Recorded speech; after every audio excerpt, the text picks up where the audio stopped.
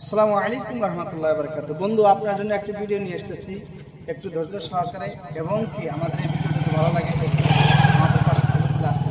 বন্ধু, আপনাকে আমি বলতেছি, আপনি কি ইমানদার ব্যক্তি? আমি কি ইমানদার ব্যক্তি হইতে পারছি? আপনি কি হইতে পারছেন?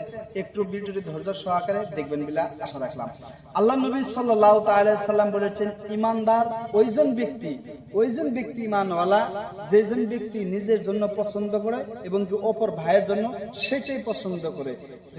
যে জিনিসটা আমার জন্য পছন্দ করলাম এবং কি আমি যে জিনিসটা পছন্দ করে রাখলাম, অপর জনকে যদি সেটার জন্য যদি পছন্দ করে এবং কি আল্লাহ নবী সাল্লাল্লাহু আলাইহি ওয়াসাল্লাম বলছেন, ওইজন ব্যক্তি মুসলমান হতে পারে, ওইজন ব্যক্তি ইমানদার বান্দা হতে পারে, ইমানদার উম্মত হতে পারে, যে নিজের জন্য পছন্দ করে অপর ভাইয়ের জন্য সেটাই পছন্দ করে, ওইজন ব্যক্তি ইমানদার।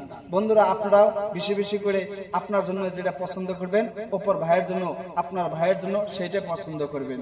একটু ভিডিওটা ভালো লাগলে আমার পাশে থাকবেন বলে আমি আশা রাখলাম।